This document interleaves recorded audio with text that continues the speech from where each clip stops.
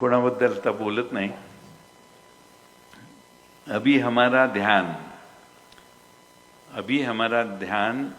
वक्त बदलने पर है। अभी हमारा ध्यान वक्त बदलने पर है। रंग बदलने वालों को हम बाद में देख लेंगे। आपण सर्वांनी हिशेब तर होईलच सगळ्यांचा। शेवटचा मुद्दा सांगतो, मला जायचंय। या शहराची काळजी मलाच घ्यायची आहे।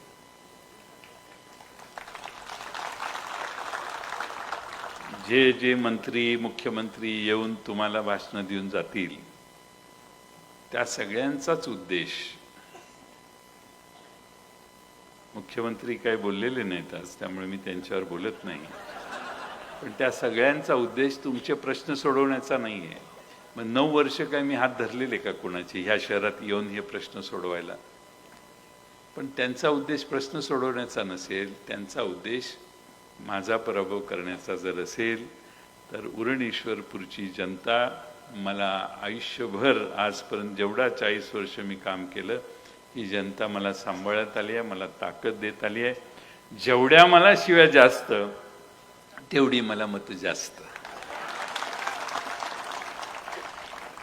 कोणी काही बोललं काय, आपला काय प्रॉब्लेम नाही, मी त्यांच्या विरोधी काही बोलणार नाही, कुणाचं नाव घेण्याची आपल्याला आवश्यकता नाही। पण आता विकास आराखड्याला गती देत असताना या शहरातल्या सामान्य माणसाला न्याय देण्याचं काम अधिक प्रभावीपणाने आम्ही करून दाखवू, हा विश्वास या निमित्तानं देतो। मला एका महत्त्वाच्या कामासाठी मुंबईला जायचं आणि उद्या सकाळी परत यायचंय, त्यामुळे मी जास्त वेळ भाषण करत नाही। पण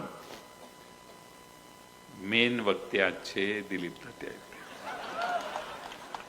मी त्यांना म्हटलं, तात्या तुमची क्रेज एवढी आहे की मी गेल्यावरही सगळे ऐकतील, तुम्ही काय काळजी करू नका। ते म्हटले, तुम्ही नाही ऐकलं तर मी व्हिडिओवर चालू ठेवून ह्याच्यावरच ऐकत जातो एअरपोर्टला।